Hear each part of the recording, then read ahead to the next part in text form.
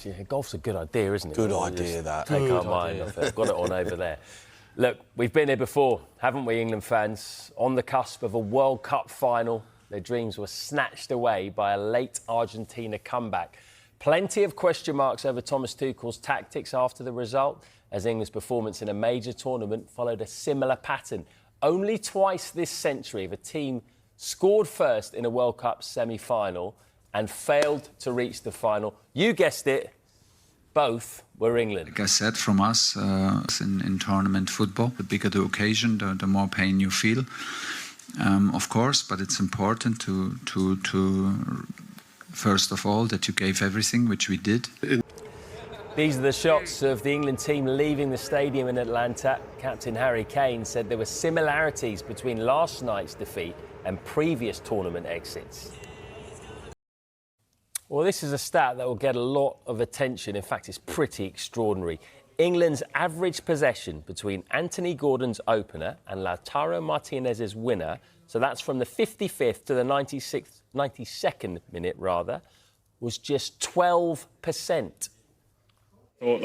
Right, should we get straight into this, guys? Yeah. You ready? Yeah. OK, so many first questions I could ask you, but I'm just going to ask you, what was your take on what you saw last night? Oh, look, first and foremost, absolutely gutted, crestfallen. I thought we played really well up until the first goal, and we fell apart. We absolutely fell apart. And Thomas Tuchel blew it. Thomas Tuchel cost us that game. I don't care what anyone says. You can talk about, you know, players could have done more, could have been better on the ball. Yeah, there were moments where we could have done better. Thomas Tuchel cost us the game. His decision to bring on Konsa in the 72nd minute for Anthony Gordon is one of the worst decisions I've ever seen from a manager, let alone an England manager. It was unbelievable. He killed us. Killed us. And then after that, it was just backs against the wall. And Argentina was sat there going, rubbing their hands together, saying, oh, my God, they've retreated already in the 72nd minute. There was still half hour of the game to play. I couldn't believe what I was seeing. So early? Why did he? Do you think that he thought that England could last so long? Was it not an opportunity? After the goal went in, Argentina had to open up. Was that not an opportunity then to hit him on the break, get a second? Well, the whole reason we brought in Thomas Tuchel was for these moments. We had Gareth Southgate, and he messed it up, right? He had them moments. Croatia, Italy, Spain. All them moments, we go, Gareth Southgate, we've got to change. Thomas Tuchel will make the right call at the right decision at the right time. And what happens? Everything plays out perfect for England. 1-0 up against Argentina. Right, look to your manager. The game's going to turn. Can you turn it in your favour? Can you make a positive change? Rashford, Saka, Tony, legs, anything in midfield? No. He goes 5 at the back, and he absolutely killed the team. Killed the team. And after that, it was just backs against the wall. I can't... Only he can understand why he made that decision in the 72nd minute. We've got to hydration breaks in the last games. Mexico... Listen, Mexico say, well, you know, we've done it against Mexico. We were down to 10 men. We had to defend. Of course there was going to be an onslaught. We was down to 10 men. And you're playing Mexico, not Argentina. Against Argentina, you've got to be brave. You've got to be brave against Argentina. And he could have gone, right, we've scored, let's go again. Can we put the emphasis? And I heard one of his interviews last night. Well, you know, it's all right, you know, in hindsight, you know, I could have put on 3 forwards and we lost. We're not asking you to put on 3 strikers. We're asking you to give us a chance to get up the pitch. We're asking you to give us a chance for the players who are dying on their feet and can't get out because you took off any type of opportunity for us to get up the pitch. I couldn't believe what I was watching. It was unbelievable decision from a national manager. The decision to bring him in was for that decision. Gareth Southgate could have done that job last night. Any manager, the whole nation was sat there, every single person on their couch, in the pub, anywhere in the country were going, oh, my God, why have we retreated so early? It's the 72nd minute. Why is he not bringing on Rashford? Why is he not bringing on Saka? My missus, who don't even watch football, messaged me and said, bit deep, aren't we? What? It's like, yeah, of course we are. It's the 72nd minute. It's pretty obvious, isn't it? I mean, you don't need to know that much about football when you can see one team's attacking the whole time, one team is just defending. Michael, just show us how much England lost control after Gordon's opener. Yeah, look, it was difficult viewing, wasn't it? As soon as England scored, really, it was pretty much Argentina. If you just have a look at this here and have a look at the difference in first and second half, look at the match momentum in the second half. Wow. That tells its own story. And I think, as Jamie said, wherever we were watching it, it was very difficult viewing, wasn't it? And that shows you there. And obviously, England's trying near the end, but it looked faint, didn't it? It was pretty much... And I'm sure I can speak for everyone, when Argentina equalised, we all sort of felt it was a matter of when, not if, that Argentina were going to get that winning goal. And I think many were just waiting for it to happen, and some are thinking it's going to happen before extra time, it's going to happen, and it ended up. And it's, but that's what your manager's there for, Bridgie. That is what the manager is paid to do, to see that scenario. That is why he's the national manager, because he sees that situation. And I can't believe the decision he makes, because not only are you trying to help your team, you're sending a message to Argentina. We go 1-0 up, they have to change it. They've got to throw the dice. But he could turn around to them and say, you're going to throw the dice, but I'm going to be brave here, and I'm going to say, right, I know you're going to make changes, I know you're going to bring on players to try and attack, but I'm going to go the other way. I'm going to go, let's go and get another one. Let's go and get forward. Let's go and push. Let's go and attack them. There's so many ways to see out a game, apart from defending on your 6-yard box. There's so many ways to defend. It's much easier to throw punches when you know there's no punches coming back. Of course there is. Got loads more coming up on this. I mean, Tuchel said he'd handle the criticism, and there's no shortage of that this morning as former England players and captains took aim at his subs and game plan after they took the lead. Chris Sutton even went as far as calling it a coaching catastrophe. It was. Wayne Rooney, speaking on the BBC's coverage, said, we got ourselves in such a good position and we didn't know what to do. We sat back, allowed them to come on to us. They put us under pressure and we cracked. As soon as they got the first goal, it was inevitable they'd get the second. When you go on top, you have to stay on top. It's more the same, isn't it, really? We go 1-0 up, then sit back, make changes, go 5 or 6 at the back. If you allow Messi and Argentina to come on to you, you're asking for trouble. When we start putting defenders on there, putting forwards on, then we're just going to sit back. Too many quality players in the Argentinian team for them not to make a chance before the end. I mean, McAllister at the post with the header where he should have scored. So, yeah, just disappointing. There's ways of going out, and you've got to go out in a blaze of, in a blaze, really, in my opinion. And it keeps coming. Former England striker Michael Owen posted on social media, watch Spain at 1-0. That's courage. That's bravery. And then watch England at 1-0. What's the difference? We are a better team than Argentina. I've no doubt in my mind. But we deserve to get beat in the end. In fact, it could have been 4-1. Bringing on 3 defenders at 1-0 up. What message does that send? Until we understand that courage and bravery is controlling possession under pressure and not booting, heading it up the field 40 yards, then this will always be the end result. Well, the hands on the heads tell you everything. These were the scenes in Brighton when Argentina scored the winner in stoppage time. 4,000 miles away in Atlanta. The England fans again were not happy with the approach after taking the lead. We sat back, we invited pressure on, and yeah, we got what we deserved. We gave it to him today. We were the better side. We messed up. We messed up massively. Totally stopped playing, and we went ahead and we didn't play well at all. I mean, we didn't come to win. Really disappointing. You know, the first half was good. The boys were after it. We were on the front foot, and then the second half it was completely different. Even though we scored in the second half. We just turned off again. The last 20, 30 minutes, we never turned up.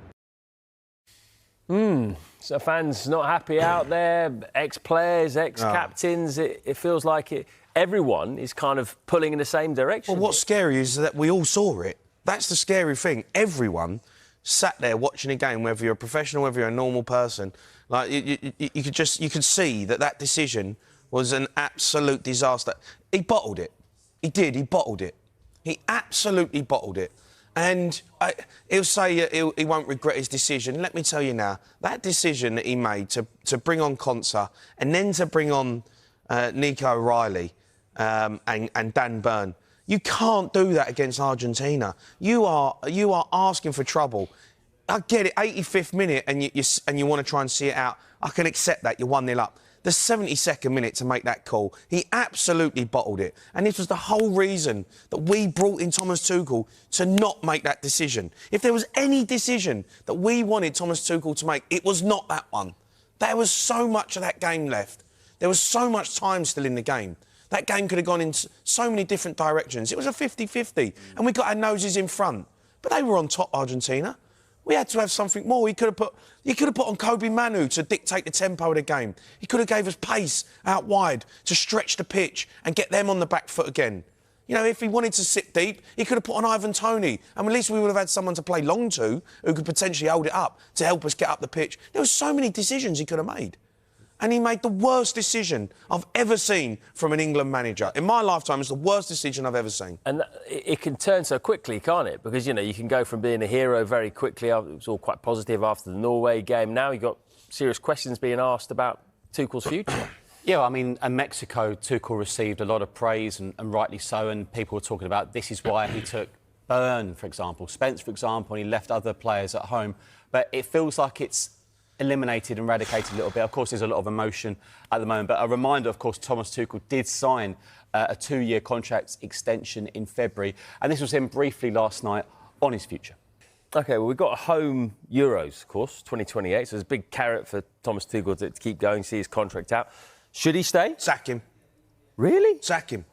He's only had one major tournament. That's one of the worst decisions I've ever made. It's one of the worst decisions I've ever seen. It's one of the worst decisions I've ever seen. There has to be an inquest into the decisions he made. You can't sack someone on one decision, can you? You can sack a manager. We brought him in to get us over the line, to get the job done. We had Gareth Southgate, who was a good manager, got us to a back end of a tournament. And a decision... That decision he made last night was way worse than any decision Gareth Southgate ever made. It was an unbelievable decision. We was on top. We'd just scored. And then we retreated. We had 12% possession after the goal. Sack him. Honestly, it's it completely down to the manager, though, there? Harry Kane said afterwards, look, the coaches wanted us to get further up the pitch. They can't. They can't get further up the pitch. Listen, I can sit here and accept if Argentina were better than us. I can accept that. If he brought on Rashford and Saka and they got their noses in front, Argentina, and they just overrun us, and Messi done some brilliance, and you go, OK, I can accept that because they're a hell of a team, Argentina, and they have no, never say die attitude. The manager killed us. Anyone who's got anything about him who knows football, you can't go 5 at the back to then not have anyone to get you up the pitch. Because when we won the ball back, all you could do was kick it back to them. So the 4 players in front had no outball. All they could do was go, well, I can't get up the pitch. I can't get there. Jude Bellingham was dead on his feet. Morgan Rogers was dead on his feet. Declan Rice, dead on his feet. Elliot Anderson, Harry Kane, they were dead on their feet. Give them an opportunity. If you're going to play 5 at the back, if you're going to bring on Dan Burn and Konsa, fine, you make that decision. But give us an outball. Give us something where we can go, right, when we win it back, I'm hitting a 70-yard dive to Rashford, I'm hitting a 70-yard dive to Saka, and we try and get up the pitch, and then we can try and move away from our goal. All we did was just invite pressure on, and you're playing Argentina. Is there an argument, though? I mean, are you basing it on one decision, but you're looking at it, that international football is like that, it's cutthroat, he's been brought in, as you say, but maybe on the flip side, I'm just trying to look at it of a bit of balance, that England do look exhausted, they've got too many, they've got maybe 1 or 2 world-class players. It's hard to win a major international tournament, very, very, very, very hard. You see other major nations leaving the tournament early. How many candidates would you have? You got, even internally, Lee Carsley, who's done incredible for the under-21s, never felt like he really, truly wanted the full-time role, felt a little bit uncomfortable, maybe at times. You're not having any of that? Oh, not Lee Carsley, but, I mean, there's plenty of managers. Where's Pep? Can we go and get Pep Guardiola? Is he available? Because he loves the English game. We love Pep. He wouldn't allow that. Do you think Pep Guardiola makes that terrible decision? No chance. Look at how Spain played when they go 1-0 up against France. They dictate the tempo of the game. They keep the ball. You've got Rodri in midfield dictating, moving it. Pep wouldn't have made that decision. Listen, hindsight's a wonderful thing, right? But that decision from Thomas Tuchel last night, did we play well in the tournament? Second half against Croatia, and we dug in against Mexico, and we had some decent moments, and it was an iconic performance. But, you know, Mexico rode their luck. They was unlucky. Have we played well? Is Thomas Tuchel a good manager? I think we're going to get stuck right into the tournament as a whole as this show goes on, because there is a lot to talk about, as you rightly say. Some good stuff, some not so good stuff. While a 60-year wait continues for England, then Argentina now hope to become the first team in 64 years to defend their World Cup title when they take on Spain in the final on Sunday. A win would also move Argentina to second on the all-time list of World Cup wins. That'll be 4, one behind Brazil, as Lionel Messi looks to further cement his legacy as the sport's all-time great. He'll become the first player in history to start in 3 World Cup finals. It's crazy what this group has just achieved once again, reaching a World Cup final. We come from being world champions. We've been the best over the last 4 years. No matter who it hurts or what they say, today, once again, we place ourselves among the best 2 teams in the world. And that shows that everything we did is not by chance and that no one gave us anything. Reaching 2 World Cup finals in a row is no small feat, and this group just achieved it. I've never doubted, and I knew at the very least we'd be among the final 4. And at this group, when they come together, it brings out something special from where they don't have it. The pain goes away, they get in good physical shape, and they play like they did today and never stop trying. OK, let's start going through the morning's newspapers then. Lots of reaction, as you can imagine, to England going out of the World Cup at Argentina's hands last night. Michael, what's the general mood of the papers then? It's not just the back pages, is it? It's the front as well. No, it's on all the front pages as well, Matt, and it's absolutely England dominant. For obviously, I mean, the sun's got to come on Spain underneath the sun, cheeky. But look, let's start with the Mirror. We've got John Cross out there for the Mirror. Look, it all centres around Thomas Tuchel and those substitutions. The 60 years of hurt goes on, and the pain has never felt worse. I have to be honest with you. I think it does feel worse than the Italy Euros defeat and the last few defeats. This one just hurts more. England-Argentina is a real rivalry. Let's be honest with you. You know, I know a lot of club rivalries we love, we embrace. This is a real rivalry. I think this one hurts a lot. Hurts a lot. So there's John Cross there talking about the Thomas Tuchel decision. And in the Telegraph, we've got Jamie Carragher. He just very, very open, doesn't mince his words, don't we, Carragher?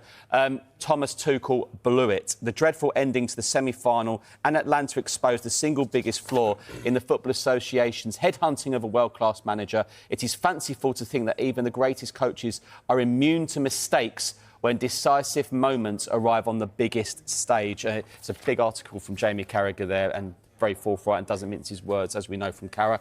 And then in The Sun, Wonder Ball. It's 60 years of hurt as Brave Lions are sunk by late RG goals. We came so close. Not sure that works. But, yeah, back here, it's another fine Messi. And inside, Martin Lipton, chief correspondent in Atlanta, talks about, again, the defeat, about Messi. Messi having the ball so much as soon as we made the substitutions. And all in all, a comprehensive roundup of what is a night to forget for England. I mean, look, every time we've gone out of a big tournament of late, obviously there's a big inquest afterwards. Gareth Southgate was criticised a lot, wasn't he, in the newspapers? Yeah, of course. Does Thomas Tuchel deserve the same level of criticism here? Well, he deserves more, because this is the reason that he got brought in for. And I'll say it again. His job was to get that decision right. We had Gareth Southgate. We loved Gareth Southgate. He'd done a great job, got us to latter stages of tournaments. But we always felt that when the defining moment happened, he would get it wrong or he'd be too negative. And what happens last night? We had Argentina where we wanted them. We're 1-0 up in the 55th minute and they've got it all to do. There's a defining moment in a game. What's your next move? It's like, a game's a game of chess. What's your next move? Well, what he did, he exposed us. He let everyone know that we were retreating. And that decision is what he was there for. So, of course, there has to be an inquest. Of course you have to ask them questions. That was his job. And everyone in the nation, the whole nation, could see that he went too early. The whole nation could see that we were under the gun. And he stood by it and watched us go out. And I can accept us getting beat by a better team. I can accept that. Spain in the final, the Euro final. Spain were better than us. We accept that, right? That last night, that hurt. That hurt last night. Yeah. That just felt like we threw it away. I think it hurts more for you as well because, as Jamie Carragher points out here, you know, different manager, but it's a familiar story, and I think that's what hurts a lot as well, doesn't it? Yeah, we're going to get Jamie's player ratings. Well, you're going to give us like the short player ratings, and then you're going to get the full-on ones afterwards. Want the honest one? Yeah, we do. Absolutely. I love the chess analogy as well last night. Maybe we had too many pawns on. We need a few more bishops and castles in there. But he exposed the Queen. Yeah. That's what he done. He gave them the Queen. You're meant to protect the Queen. You know, you're meant to get pawns up the pitch. Get them up the pitch. That's what he exposed the Queen. And Argentina went, bang, thank you very much. That's what hurts you the most, isn't it? It was working, especially in the first half, dark arts, whatever you want to call it, against Argentina.